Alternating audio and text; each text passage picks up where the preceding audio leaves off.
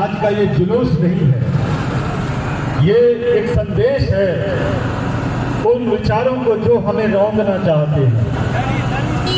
संदेश उनको है जो ये चाहते हैं कि इस धरती में हमें दफन कर देना चाहते हैं।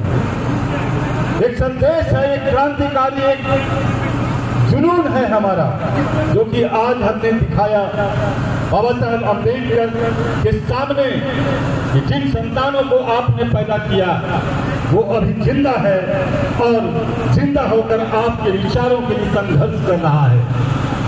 सवाल उठता है कि हमारा समाज, जिसको लोग कहते हैं कि सोया हुआ है, वो आकर यहाँ देखें कि हमारा समाज कितना जगा हुआ है। वह समाज जिसको कि लोगों ने दरकिनार किया, हमारी जातियां जो वैज्ञानिक जातियां रही, जिसने चमड़े का आविष्कार किया, जिसने कपड़े का आविष्कार किया, पेड़ों से ताड़ी उतारने का आविष्कार किया, दूध का आविष्कार किया, घी का आविष्कार किया, उसे दलित पिछड़ी जातियों में शामिल कर दिया गया। अब वो समय आ गया है जब हमें अपने वैज्ञानिकता को सिद्ध करना है और बाबा साहब के उस मूल मंत्र को याद करना है, शिक्षित बनो, संगठित हो और संघर्ष करो। यह संघर्ष का दौर है और इस संघर्ष के दौर में हम लड़ेंगे, साथी जीतेंगे। साथी हमारे हाथ में बाबा साहब का वो परचम है जिसमें जय भीम लिखा हुआ है। एक भीम जो कि यहाँ पर हर जगह पर दिखाई दे रहा है और वह क्रांतिकारी है जो कि समाज को बदलने के लिए हर तरह से बेचैन है। ऐसा नहीं कि हमने बदला नहीं, हमने बदला है। जब बाबा साहब आए और उनके 3 गुरु, आप याद कीजिए, महात्मा बुद्ध, संत कबीर और महात्मा ज्योतिबा फुले। यह यात्रा शुरू होती है 11 अप्रैल से। 11 अप्रैल की यात्रा आज ही समाप्त नहीं होगी, यह समाप्त होगी वहां जाकर जहां के बाबा साहब ने कहा था समता, स्वतंत्रता, बंधुता और न्याय। जब तक हमें यह हासिल नहीं होता, हमारा ये परचम लहराता रहेगा।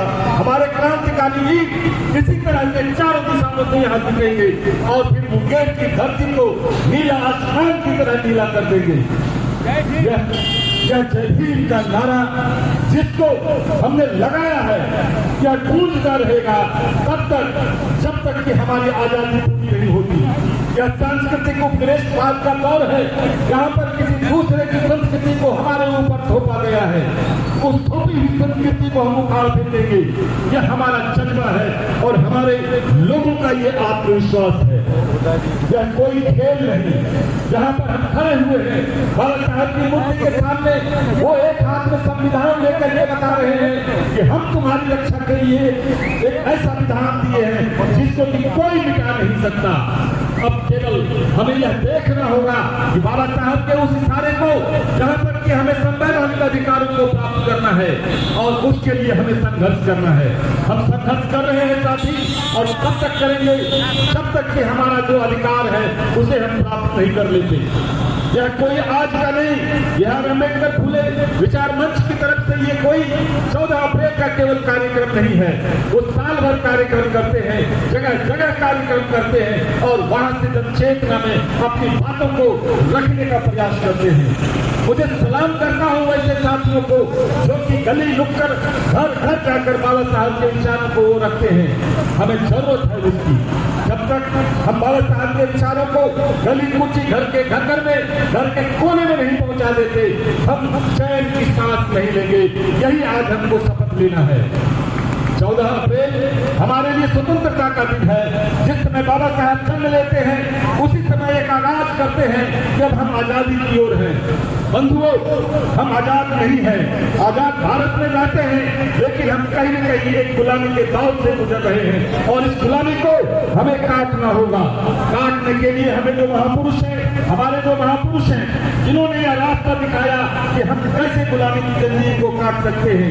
हम सभी आजाद तो हो गए, लेकिन उन्हें भी आजाद करना है जो कि गुलामी की जंजीरों में बंधे हुए हैं। मुझे उम्मीद है आज के दिन जब हम यहाँ से जाएंगे, हम घर घर, गली गली, नुक्कड़ नुक्कड़, मोहल्ले मोहल्ले और घर घर में जाकर के एक संदेश देंगे कि हमारी गुलामी क्या है, और गुलामी को काटने के रास्ते बाबा साहब ने हमें बताया है।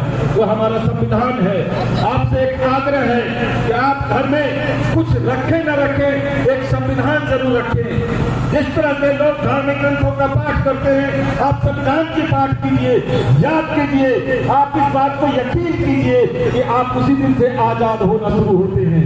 आजादी की लड़ाई संविधान से शुरू होगी और हम वहीं पर जाकर हम अपने परचम को लहराएंगे। बहुत बहुत धन्यवाद साथियों, आप सभी यहाँ पहुंचे और हम पहुंचते रहेंगे। वो आप पहुंचेंगे जहाँ जय भीम का नारा गूंजेगा। जय भीम साथियों। बहुत बहुत धन्यवाद अवसर को, अवसर का बहुमूल्य समय है।